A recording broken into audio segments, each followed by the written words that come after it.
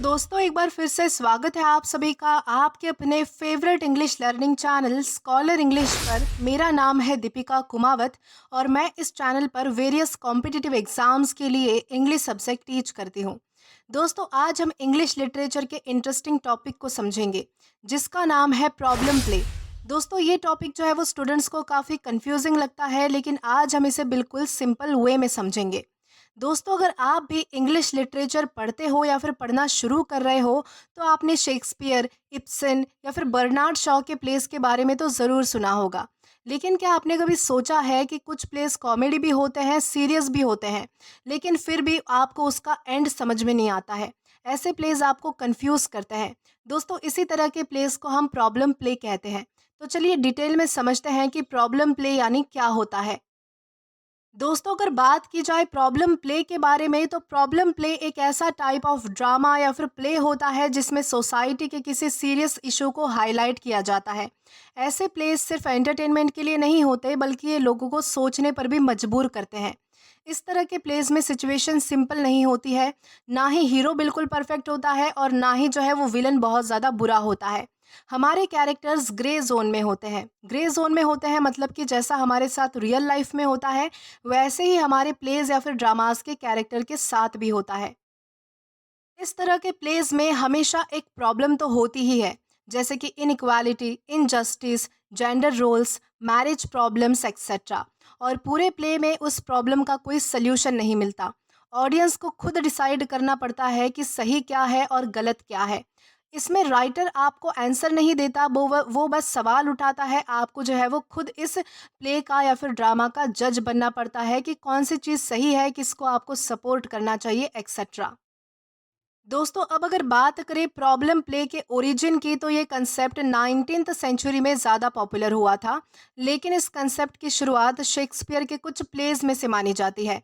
उन्होंने कॉमेडी और ट्रेजेडी का मिक्स बनाकर ऐसे प्लेज लिखे थे जिनका जॉनरा डिफाइन करना बहुत ज़्यादा मुश्किल हो जाता है।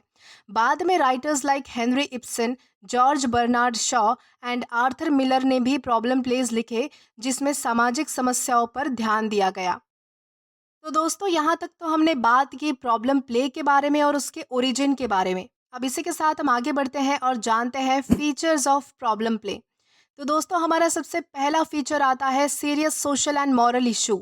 दोस्तों प्रॉब्लम प्ले का focus social and moral problem पर होता है, जैसे कि justice versus mercy, women rights, corruption, marriage, freedom versus duty etcetera. यानी कि इन प्लेस में समाज की रियल लाइफ प्रॉब्लम्स को रिफ्लेक्ट किया जाता है, हाईलाइट किया जाता है और हमें सोचने पर मजबूर किया जाता है कि क्या सही है और क्या गलत है। देन हमारा सेकेंड पॉइंट आता है कॉम्प्लेक्स कैरेक्टर्स। दोस्तों इसमें जो है वो कैरेक्टर्स ब्लैक एंड वाइट नहीं होते हैं। दोस्तों ब्लैक एंड वाइट का यहाँ पर मतलब है कि शुरू से ही आपको जो है वो प्ले में ये सारी चीज़ें समझ में नहीं आएगी कि कौन सा कैरेक्टर अच्छा है या फिर कौन सा कैरेक्टर बुरा है। तो उसे हम कह सकते हैं ब्लैक एंड वाइट। यानी कि इसमें क्या होता है कि हीरो भी कभी कभी बहुत बड़ी गलतियाँ करता है तो विलन भी कभी कभी समझने लायक होता है। यानी कि उसकी भी बात जो है वो कभी कभी पॉइंट वाली होती है, मुद्दे वाली होती है, जबकि हीरो की भी नहीं होती है। तो यानी ये सब जो कैरेक्टर्स है वो बेसिकली ग्रे जोन में होते हैं। ग्रे जोन में होते हैं यानी कि मतलब कि रियल लाइफ में जिस तरह से हम लोग परफॉर्म करते हैं अपनी डेली लाइफ में, उस तरह से ही उन कैरेक्टर्स को भी परफॉर्म करने के लिए इजाज़त दी जाती है और हमारे ऊपर प्रेशर होता है कि हमें समझना है कि कौन सी चीज़ गलत है या फिर कौन सी चीज़ सही है। यानी कि एक तरह से यहाँ पर ब्लैक एंड वाइट जैसा कुछ नहीं होता है। यहाँ पर जो है वो हीरो गलत भी हो सकता है और कभी कभार विलन भी सही हो सकता है। तो इस तरह से हम जो है वो कॉम्प्लेक्स कैरेक्टर्स को समझ सकते हैं, जो कि हमारे प्रॉब्लम प्ले का सेकंड पॉइंट आता है। देन हमारा पॉइंट नंबर 3 आता है मॉरल कन्फ्यूजन और एथिकल डिलेमा। दोस्तों इस प्ले में आप इन तरीके पे के प्ले में जो है वो आप समझ नहीं पाते हो कि किस कैरेक्टर की आपको साइड लेनी चाहिए। यानी कि हर डिसीजन के पीछे लॉजिक तो होता ही है लेकिन कॉन्सिक्वेंसेस भी बहुत ज़्यादा होते हैं। इसमें आप खुद जज बनते हो और आपको डिसाइड करना पड़ता है कि सही क्या है और गलत क्या है। राइटर आपको कुछ भी नहीं बताता है, कोई भी आइडिया नहीं देता है। वो सिर्फ आपके सामने प्रॉब्लम्स रिप्रेजेंट करता है, प्रेजेंट करता है। बाकी सब आपको डिसाइड करना होता है कि कौन सी चीज़ सही है, कौन सी चीज़ गलत है, क्या एथिकली और मॉरली सही है या फिर गलत है, ये सब आपको डिसाइड करना होता है।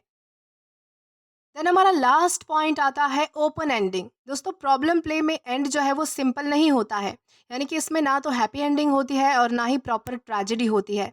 एंड में स्टोरी सॉल्व तो हो जाती है लेकिन फिर भी सोल्यूशन कंफ्यूजिंग एंड इनकम्प्लीट लगता है। बेसिकली ऑडियंस खुद अपना ओपिनियन बनाती है और उन्हें खुद ही समझना पड़ता है कि पूरी स्टोरी में हुआ क्या है एक्चुअली। तो दोस्तों ये तो हमने जाने features of problem play. Then इसी के साथ हम आज के हमारे लास्ट टॉपिक की ओर बढ़ते हैं और जानते हैं एग्जाम्पल्स ऑफ प्रॉब्लम प्ले। दोस्तों इसमें हमने कुछ फेमस एग्जाम्पल्स आपको प्रोवाइड किए हैं जो कि है, जिसमें सबसे पहले आता है measure for measure by William Shakespeare. Then इसके बाद है a doll's house by Henrik Ibsen. Then है Mrs Warren's profession by George Bernard Shaw. Then इसके बाद आता है the crucible by Arthur Miller. और लास्ट है all well that that ends well by William Shakespeare. तो दोस्तों ये है हमारे कुछ फेमस प्रॉब्लम प्ले जिन्हें आप जो है वो प्रॉब्लम प्ले के अंदर कंसिडर कर सकते हैं। तो दोस्तों आज के लिए बस इतना ही। आई होप आपको अच्छे से समझ आया हो कि प्रॉब्लम प्ले यानी क्या होता है, किस तरह से वर्क करता है, उसका ओरिजिन कैसे हुआ था, क्या कुछ उसके फीचर्स है और क्या कुछ उसके एग्जाम्पल्स हैं। दोस्तों आशा करती हूँ कि आपको ये अच्छे से समझ आया हो और पसंद भी आया हो।